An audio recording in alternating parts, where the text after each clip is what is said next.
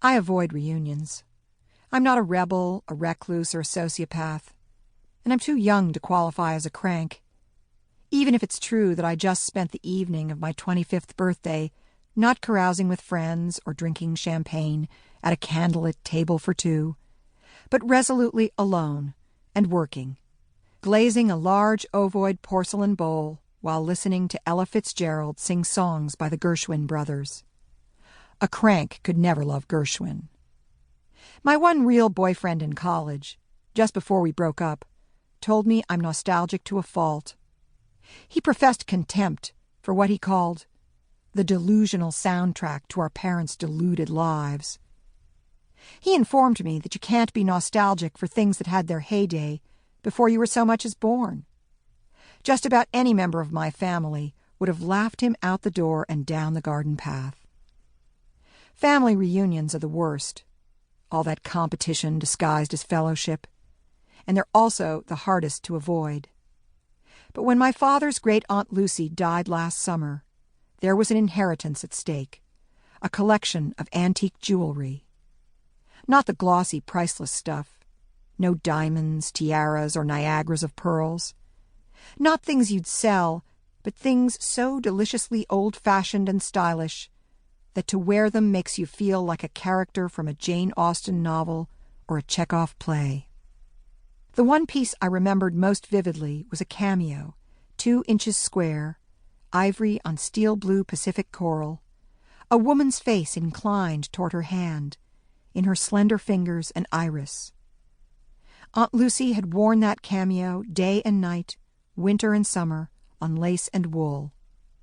Maybe she'd left us a charm bracelet, maybe earrings of garnet or Mexican silver, but mostly I wondered about that cameo, and wanted it. I'd wanted it since I was a little girl. One of my earliest memories is of sitting on Lucy's lap, squirming to find a comfortable spot on her bony thighs, yet happy to feel her kind, honeyed voice in my hair as she talked with the other grown-ups gathered on her porch. She did not object to my poking and fingering the cameo, probing its fragile details, the woman's eyelids and earlobes, the cuticles of her nails, the harmoniously wandering tendrils of her hair. She let me borrow it once, for a family dinner at a country inn.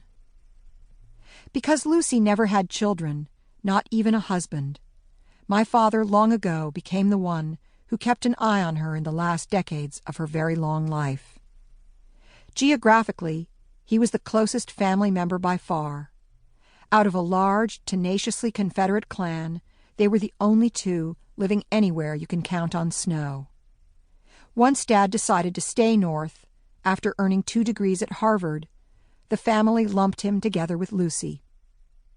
"How are the defectors faring up yonder?" a cousin might ask Dad at a wedding in Memphis or Charleston. Happily, their proximity blossomed into genuine affection.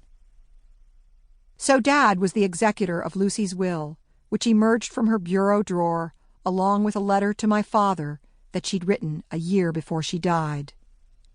It began, "To my splendid grandnephew Beauchamp.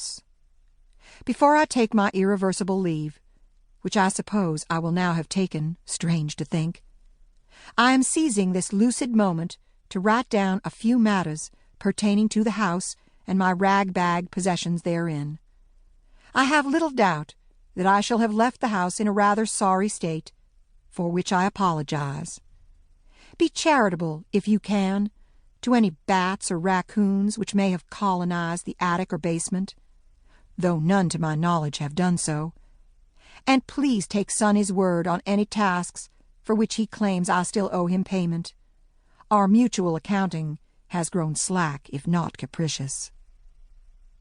Over the phone, Dad read me the letter in its crisp yet meandering entirety, stopping now and then to chuckle. I heard no tears in his voice until the end, where she wrote, "Whatever modest adornments pass for jewelry, I leave to your daughters, Louisa and Clement." I did not become as intimately acquainted with them as I would have liked, but I did know the satisfaction, one summer to the next, of seeing how they grew, as I wish I had seen you evolve in your youth.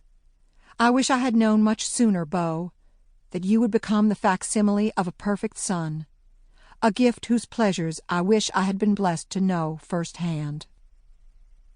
His voice cracked on the word gift, as if he didn't deserve such gratitude, my father who will do just about anything for anyone, driving my mother crazy with all the favors he does for everyone else, including, as she likes to say, any random citizen of outer Slobovia and its most God-forsaken suburbs.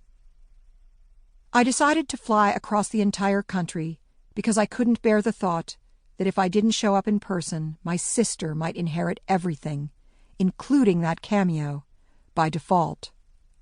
On the plane, I tried to decide which of two equally vulgar motives, materialism or spite, had compelled me to buy a ticket I couldn't afford to a place where I'd see no one I wanted to see.